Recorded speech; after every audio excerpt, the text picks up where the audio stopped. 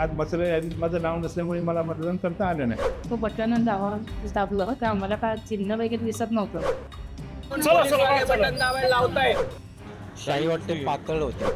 त्यांच्या दुसऱ्या गाड्या उभ्या आहेत, मग आमच्या गाड्यांना प्रॉब्लेम काय आहे वाट केलं. शाही पुसा, परत जा, परत मतदान करा, परत बाहेर या. शाही पुसा हा विकास. उद्याचा निकाल प्रिएम्प्ट करून निकाल आल्यानंतर कशाला दोष द्यायचा याची तयारी करतायत. राज्यातील 29 महानगरपालिकांच्या बहुप्रतीक्षित निवडणुकांसाठी आज अखेर मतदान पूर्ण झालं. मात्र मतदानाच्या सुरुवातीच्या काही तासातच प्रशासनाचा गोंधळ उघडकीस आला.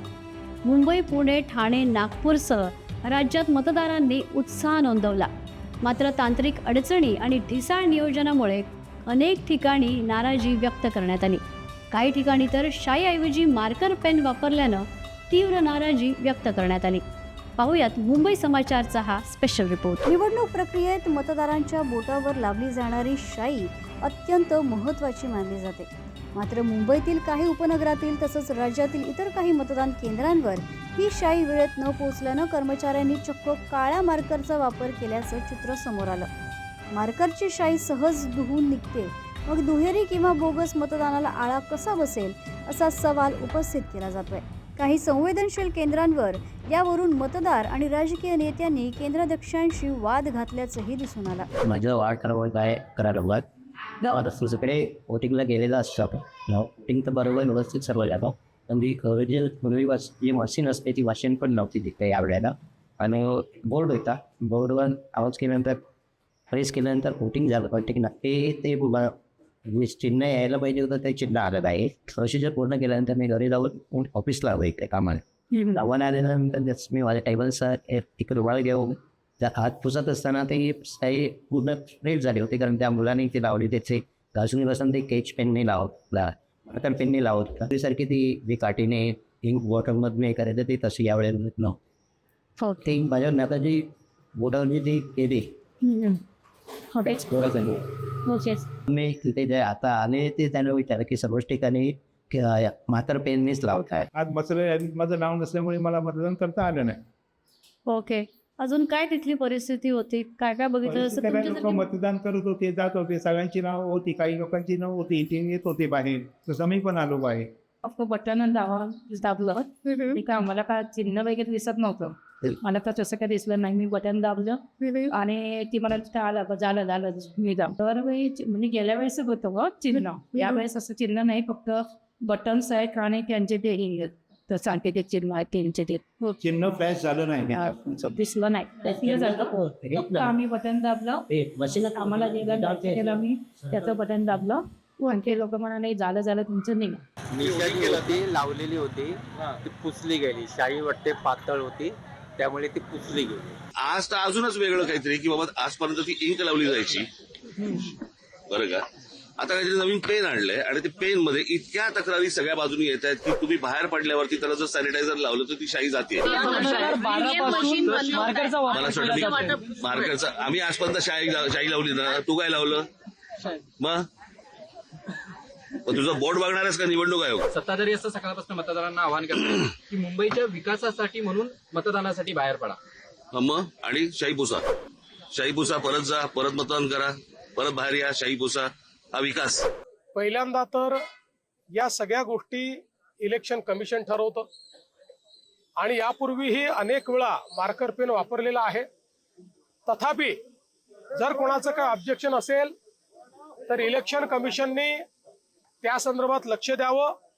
मात्र मला असं वाटतंय की काही लोक उद्याचा निकाल प्रिएम्प्ट करून निकाल आल्यानंतर कशाला दोष द्यायचा याची तयारी करताय, हे मात्र स्पष्ट दिसतंय. या संपूर्ण शाई प्रकरणावर राज्य निवडणूक आयुक्तांनी काय प्रतिक्रिया दिली ते पाहूयात. महानगरपालिका चुनाव में एक इस प्रकार का संभ्रम फैलाया जा रहा है कि जो राज्य निवडणूक आयोग ने जो मार्कर पेन दिया है उसकी जो इंडेलिबल इंक है वो इंडेलिबल इंक निकल रही है.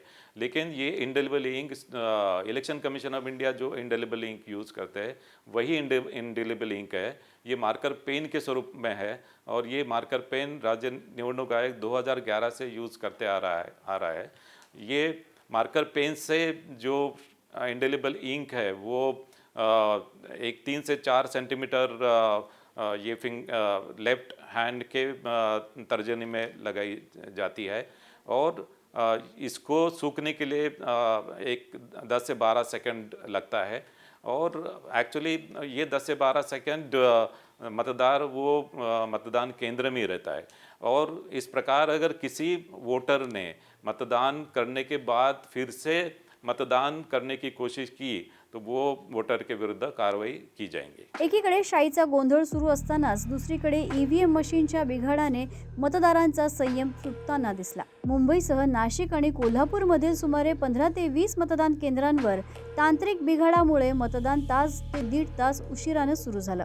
याचा सर्वाधिक त्रास ज्येष्ठ नागरिकांना सहन करावा लागला। निवडणूक आयोगानं अतिरिक्त कंट्रोल युनिट्स उपलब्ध असल्याचा दावा केला असला तरी प्रत्यक्षात मशीन बदलण्यासाठी लागलेल्या वेळेमुळे मतदानाचा वेग मंदावल्याचं चित्र होतं। पिंपळादेवी शाळेमध्ये पाहिलं असं गेलं प्रभाग क्रमांक 16च्या मतदान केंद्रावर की अक्षरशः महानगरपालिकेचे किंवा निवडणूक आयोगाचे जे प्रतिनिधी असतात ते स्वतः पर्सनली तिथे ज्या व्यक्तींना लिहिता वाचता येत नाही तिथे स्वतःच्या हाताने बटन दाबत होते।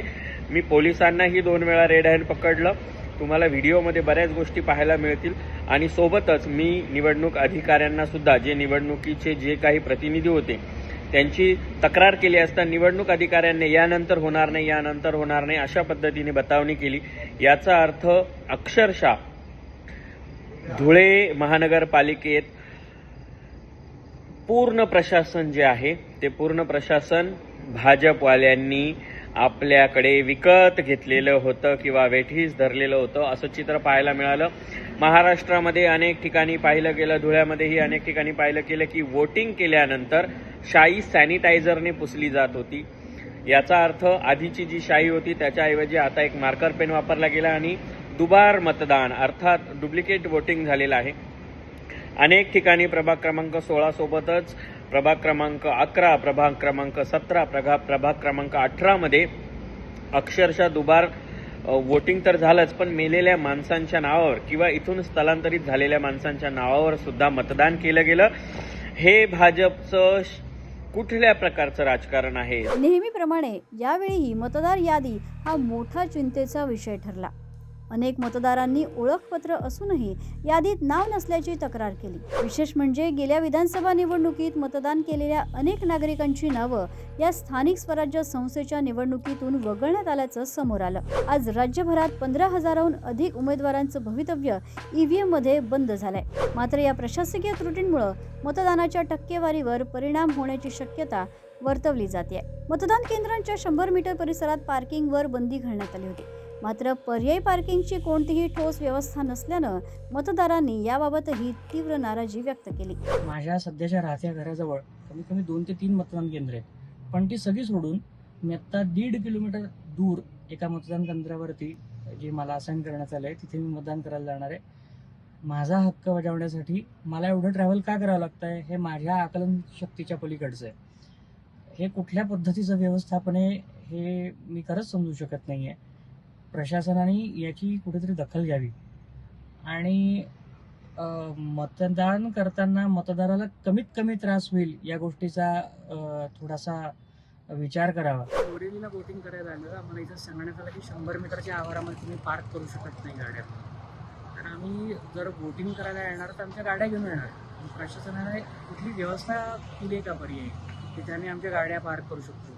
आम्ही आमच्या गाड्या घेऊन येणार असतो आणि इथे दुसऱ्या गाड्या उभ्या आहेत मग आमच्या गाड्यांना प्रॉब्लेम काय आम्ही पार्क केलं तर कोट्यवधी रुपयांचा खर्च असलेल्या या निवडणुकांमध्ये साध्या शाईची कमतरता आणि वारंवार होणारे ईव्हीएम बिघाड हे प्रशासनाच्या अपयशाचं प्रतीक मानलं जातं। मात्र या संपूर्ण गोंधळाचा फटका कोणत्या राजकीय पक्षाला बसतो आणि मतदारांचा कौल नेमका कोणाकडे जातो हे आता निकालानंतरच स्पष्ट होईल। तुम्ही पाहत रहा मुंबई समाचार मराठी।